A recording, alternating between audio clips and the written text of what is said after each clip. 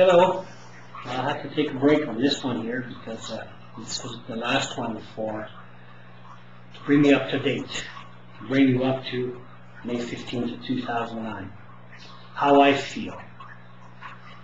How do people around me feel? Taking the diagnosis of cancer was, like I told you, hit on the head with a 2x4. It once you're on the ground, it kick you in the face. That's how it did. The diagnosis of cancer. But a rare cancer has nothing to give you any kind of confidence. That's what I know. And after 5 months of treating, trying to treat, control this cancer, it starts to wear on your ability to the confidence that you can beat it. I'm usually a patient person, but it has limits. I like a good fight, but I don't like it long. I like to fight with something that is can measure up to me, but I need to win. And I will win. I'll find a way. If I have to eat grass, bark, if I have to go into another country, if I can, I will. I will not let this thing take me down either. Like I told you in the last video, the hardest fight to this cancer, this type of cancer, is the fact that you're taking a lot of treatments and it throws your life in jeopardy. Can't go out, don't know if you want to do that, I still play golf, I'm not going to damage my spine. Can I plan 2 months from now or to take a trip? Am I going to be able to be insured with the traveling insurance? I want to build a new house by the lake on a lot that I bought 3 years ago. Can I be insured? Would I be responsible for me to build it and leave my wife with the burden of the non-insured part of my mortgage? Will I die before I see the end of this treatment? How will it be? Will I be too sick to help building this dream? So all of these questions meant for me that my life has been changed. I'm a person that is usually very optimistic. Proof is, I thought I was going to live to be 175 years old. I took 15 years off because I smoked. And I felt like this cancer has taken the most precious thing away from me, is certainty in time. It's not being able to know what and when it's going to do something. When you don't have cancer, you don't think about every night going to bed, tomorrow I'm going to die in a car accident. No. You just go on living. You trust life. That's how it is. Unless you plan on killing yourself, you just trust life. Well, a diagnosis of cancer, and especially this type of cancer that tells you that there's no cure, there's only treatment, but you must react. You must have a response to the treatment. And 4 or 5 months after these treatments, you're still at point A. I'm not even at point B yet. That's where we're going. Business person, I've known the things that don't always go your way. It proved the 20 years. The 20 years I've been saying, that there's only one certainty in life, it's uncertainty.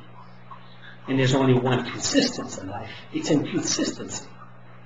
Meaning that your life, you may plan things, you may have dreams, aspirations, beautiful, but you may not get there the way you thought you were going to get there. Times will just change. The recession we're living through right now, nobody thought we were going to have it this hard. I didn't think we were going having is hard. Who could tell? Not even the best people, the best and most intelligent people in the universe. So that means you can't trust anything. Time is not a repetition. It's a change and it's adapting, and you must adapt.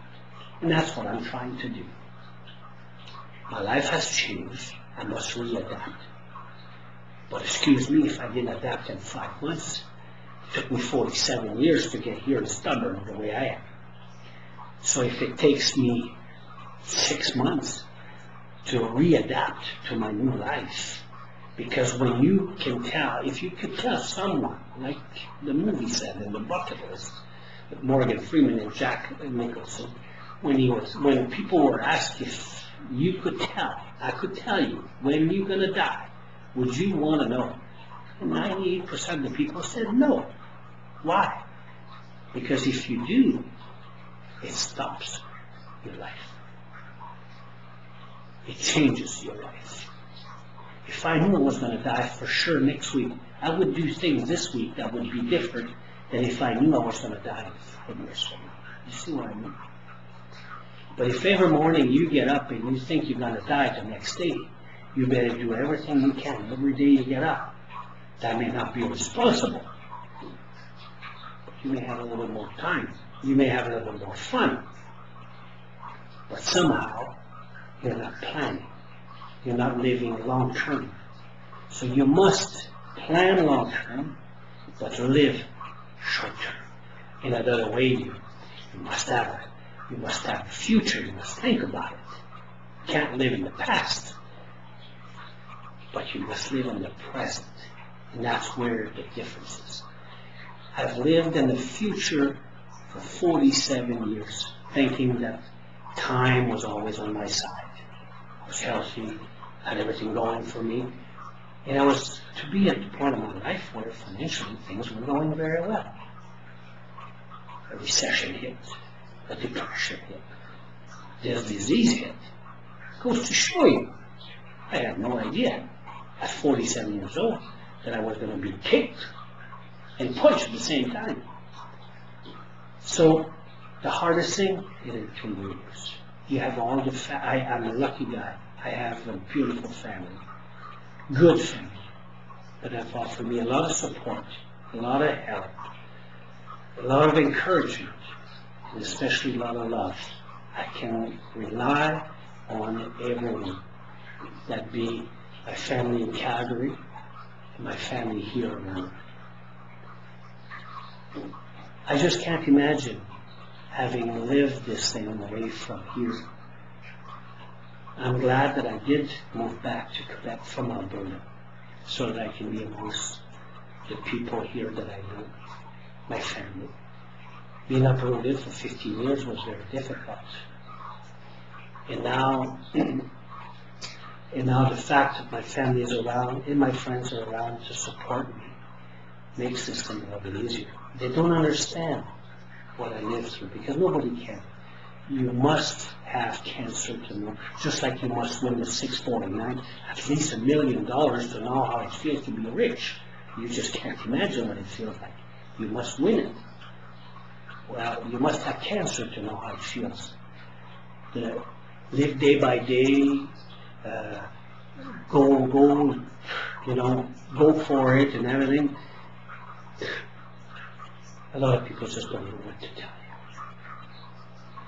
you. And sometimes we don't even know what to tell you. Because sometimes talking about it is a good therapy. Sometimes I feel like crying, but I can't. I don't know, it's just talking of stubbornness or whatever. But it feels like I need to scream or whatever, my rage. But I'm keeping that for the fight, that we need to fight against this cancer right now. So in the next few months, the next little while, through this battle, and it's going to be a battle, I can tell you that. There's no line drawn in the sand, like George Bush had done, but I'm going to be fighting it. And I'm going to try to keep you up to date with the results of my treatment, how it goes, maybe once, maybe twice a month.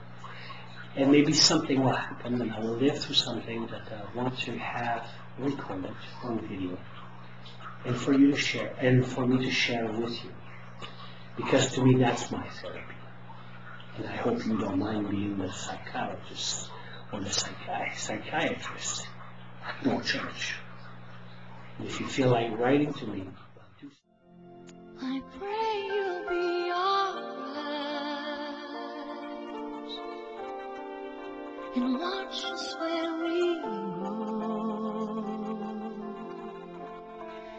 and help us to be wise.